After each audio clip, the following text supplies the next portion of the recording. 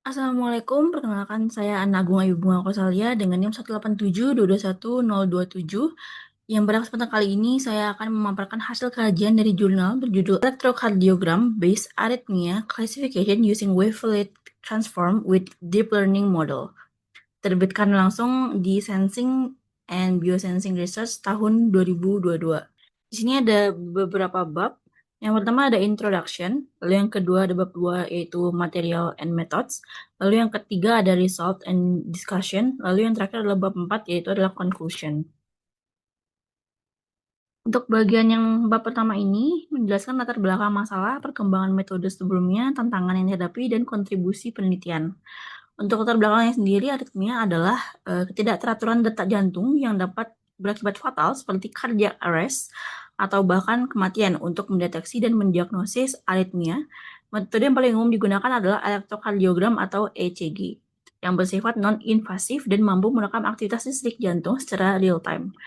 Dalam beberapa tahun terakhir, banyak metode berbasis machine learning seperti SVM, Neural Network, Probabilistic Neural Network, LDA, dan KNN telah diterapkan untuk klasifikasi sinyal ECG ini.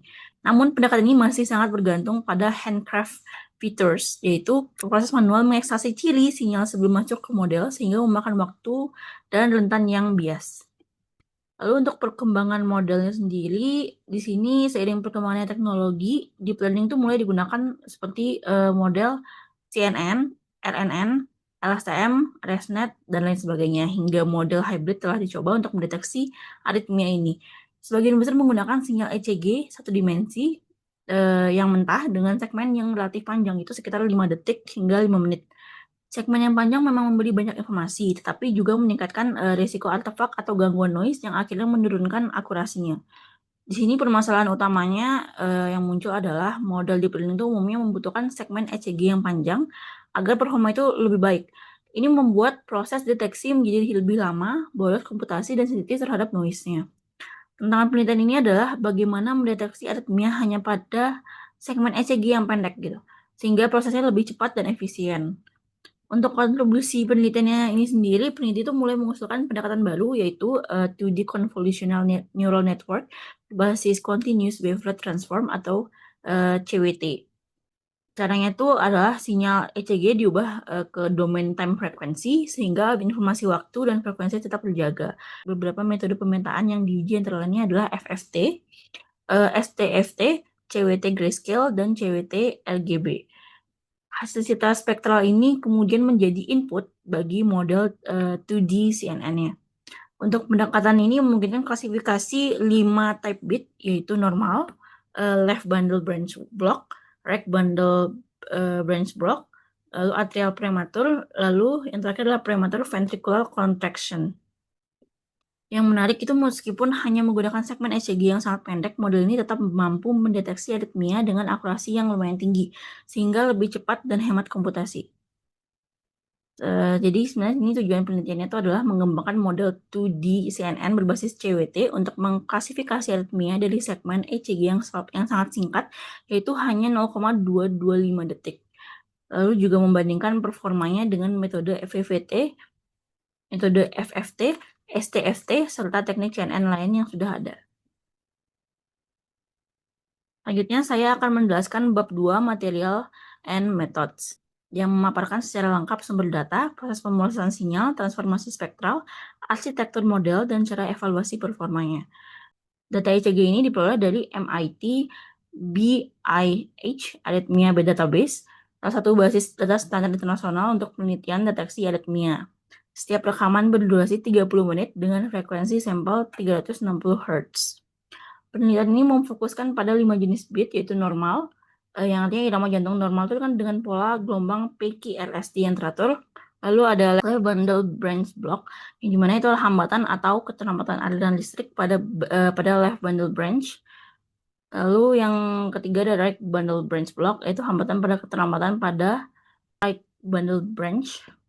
Lalu selanjutnya ada atrial prematur beat, yaitu detak jantung tambahan yang berasal dari atrium atau serambi dan muncul lebih cepat daripada irama yang lebih normal. Lalu ada prematur ventricular, yang dimana nih artinya detak ekstra yang berasal dari ventricle atau bilik jantung, bukan dari nodus sinus. Dari keseluruhan database ini, peneliti mengekstrak 7.500 segmen bit yang masing-masing 81 sampel atau setara dengan 0,225 detik sinyal ECG. Untuk memastikan hasil yang adil, digunakan skema 5-fold cross validation yang dimana ini data dibagi menjadi 5 lipatan, 4 lipatan untuk pelatihan dan 1 lipatan untuk pengujian secara bergantian. Lalu rincian jumlah segmen tiap kelasnya dapat dilihat pada tabel satu ini yang benar-benar menunjukkan distribusi data untuk masing-masing jenis bit. Jadi masuk ke bab 3, di sini secara umum alur penelitian ini dijelaskan pada gambar yang pertama ini yang menggambarkan tahap demi tahap proses segmentasi otomatis bitnya, lalu transformasi spektral untuk mengubah sinyal menjadi citra, lalu klasifikasi menggunakan 2D CNN dan evaluasi performanya.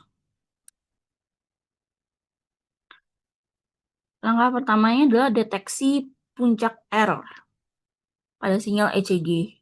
Di sini peneliti menggunakan Penn-Tomskin algorithm, metode klasik yang andal untuk mendeteksi posisi puncak R-nya. Setiap bit diekstrak dengan mengambil 40 sampel sebelum dan 40 sampel sesudah di puncak R-nya. Ditambah titik puncak sendiri sehingga total menjadi 81 sampel per bitnya. Lalu segmen yang sudah diperoleh kemudian diubah menjadi citra 2 dimensi, di mana ini ada 4 metode transformasi yang diuji, yaitu adalah yang pertama ada Fast Fourier Transform atau FFT, yaitu hanya murni domain frekuensinya saja.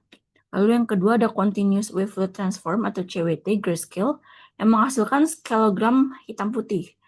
Lalu ada Short Time Fourier Transform yaitu STFT yang dimana analisis waktu frekuensi berbasis jendela. Terus ada yang terakhir ada CWT RGB yaitu skalogram dengan informasi warna penuh. Setiap citra ini disandarkan dengan ukuran 227 kali 227 pixel agar kompatibel dengan jaringan CNN-nya. Lalu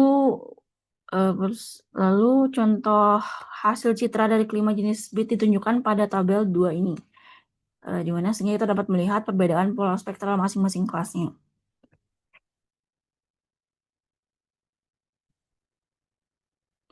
Nah, setelah citranya siap, tahap berikutnya adalah klasifikasi menggunakan 2D CNN. Arsitektur diperlihatkan pada gambar yang kedua ini. Rangkaian lapisan yang digunakan itu meliputi 4 convolutional layers untuk mengekstrak fiturnya, 3 max pooling layers untuk mereduksi dimensi yang menangkal fitur penting, dan 1 fully connect layer diikuti dengan softmax untuk menentukan probabilitas setiap kelasnya. Lalu untuk parameter detail seperti jumlah kernel, ukuran filter, dan fungsi aktivitas dirangkum pada tabel yang ketiga ini, di mana model dilatih dengan stochastic gradient descent with momentum menggunakan batch size 10 dengan learning rate 0,0001 dan waktu pelatihan rata-rata sekitar 37 menit per eksperimennya. Lalu untuk menilai hasil klasifikasinya, peneliti menghitung 3 metrik utama yaitu sensitivity atau recall, yaitu kemampuan untuk mendeteksi bit positif dengan benar. Lalu ada specificity, yaitu kemampuan mengidentifikasikan bit negatif dengan benar.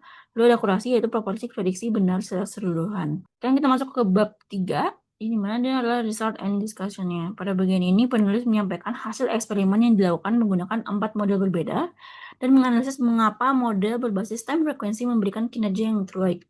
Peneliti menguji 4 varian model deep learning, yaitu ada TN1, berbasis Fast Fourier Transform atau FFT, lalu TN2 berbasis Continuous Wavelet Transform Grayscale atau CWT Gray, lalu ada TN3 yang berbasis Short Time Fourier Transform atau STFT, lalu ada TN4 yang berbasis Continuous Wavelet Transform RGB atau CWT RGB. Hasil pengujian 5 kali cross validation itu menunjukkan rata-rata akurasi sebagai berikut, yaitu adalah TN1 97,92, untuk TN2-nya 99,04, lalu TN3-nya 99,39, lalu untuk TN4-nya 99,65, yaitu yang paling tinggi di antara keempatnya.